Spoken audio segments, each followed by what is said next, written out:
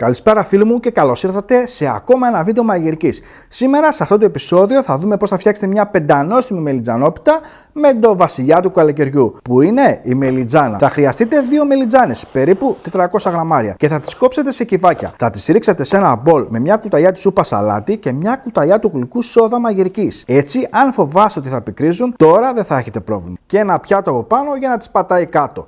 Θα τις αφήσετε 30 λεπτά να ξεκουραστούν. Όσο περιμένουμε φίλοι μου τις μελιτζάνες, θα ετοιμάσουμε το πιο απλό μείγμα που θα έχετε φτιάξει. Σε ένα μπολ θα ρίξετε μία κούπα νερό το 250 ml, ένα κεσεδάκι γιαούρτι με πλήρη λιπαρά το 200 γραμμαρίων, 3 κουταλιές σούπας ελαιόλαδο ή 30 γραμμάρια, ένα κουταλάκι του γλυκού αλάτι, πιπέρι, 2 κουταλάκια του γλυκού baking powder και μία κούπα και 1/4 αλεύρι για όλες τις χρήσεις ή 270 γραμμάρια. Αυτό που πρέπει να πετύχετε είναι ένας χυλός. Ανακατεύουμε καλά, προσθέτουμε ένα μέτριο αυγό και συνεχίζουμε το ανακάτωμα.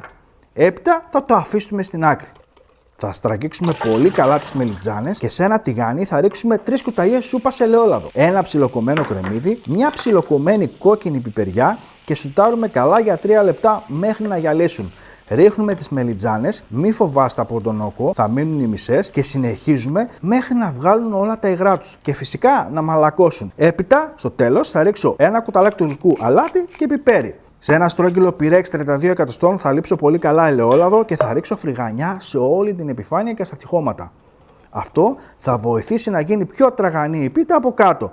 Θα ρίξω το μισό μείγμα με μια κουτάλα, κουταλιά δηλαδή σε όλη την επιφάνεια, όπως επίσης προσεκτικά θα ρίξω και τη γέμιση σε όλη την επιφάνεια. Θα ρίξουμε το κεφαλοτήρι σε όλη την επιφάνεια γιατί αυτό θα μας δώσει γεύση και σώμα και θα σπάσουμε τη φέτα η οποία θα μας δώσει μια πολύ ωραία γεύση στην πίτα. Και τέλος, από πάνω θα προσθέσω και τον υπόλοιπο χυλό κουταλιά. Προαιρετικά, αν θέλετε, μπορείτε να πασπαλίσετε με σουσάμι, εγώ στην προκειμένη περίπτωση δεν θα βάλω. Η πίτα, φίλοι μου, είναι πολύ ωραία και εύκολη, πρέπει να τη φτιάξετε και σίγουρα να την προτείνετε και στους φίλους σας γιατί πραγματικά θα σας ευγνωμονούν. Θα ψήσετε σε προθερμασμένο φούρνο στις αντιστάσεις, στην πρώτη τελευταία σχάρα κάτω στους 180 βαθμούς για περίπου 40 με 45 λεπτά, ανάλογα το φούρνο σας, ή μέχρι να πάρει ένα πάρα πολύ ωραίο χρυσαφένιο χρώμα. Η πίτα έχει ψηθεί και θα την αφήσω να ξεκουραστεί, να κρυώσει για να μπορώ να την κόψω. Εννοείται, φίλοι μου, μπορείτε να τη φάτε και ζεστή και κρύα. Άλλο ένα βίντεο, φίλοι μου, έχει τελειώσει και πραγματικά με βοηθάτε με την αγάπη σας. Κάντε ένα like και κοινοποιήστε το βίντεο με τους φίλους σας, γιατί πραγματικά έτσι με βοηθάτε να σας δίνω πιο συχνά ωραίες και εύκολες συνταγούλες. Θα τα πούμε στο επόμενο βίντεο.